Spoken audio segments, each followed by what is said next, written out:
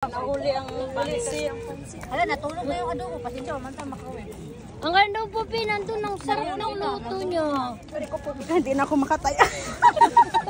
Hindi pa nga nagsisimula kumain. Natanggal na nga yung colorismo. Kaya nga, wala na. Grabe. Balik, atras. Tapos sabi namin, balik na tayo. Balik tayo.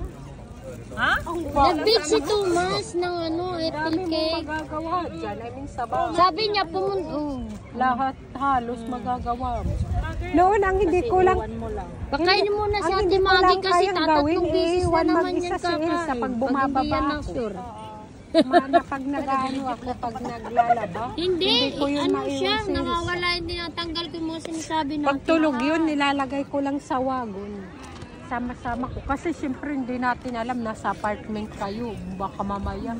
Nandun ba yung mga anak niya naglalaro? Ayun doon, dinala ni ano. May may mga hayop daw sa kabila. Oh. Lumayo pa sila. Sa Nandito taas lang yun, isang Pink. hayop. Sa taas. Mag-isa lang daw kasi ang hayop. Nasaan ba si Thomas, Hindi yung ganito sa akin. nandun. Oh. Elsa? Oo, nandun. Kasama? Kasama. Aray, gusto mo. Grabe naman to makaganto. Uy, salamat Ate Maggie na in-invite mo ako. Maganda ang ano Sino ba nito. nag-invite sa Hindi akin? sunog. Papasalamat Kahit ako. Pero hindi sunog. Oo, hindi ka mapapinamatay. Kailangan magpapasalamat kasi baka hindi maulit. Prago ka pala. Ano ko lang at saka ano? Babae. Kasi, Oo. Kinadito ba?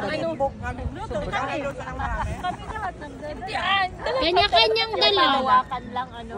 Oo, Yung dala ko ito, yung beef na fried at saka apple kaka. Bastos. Sarap?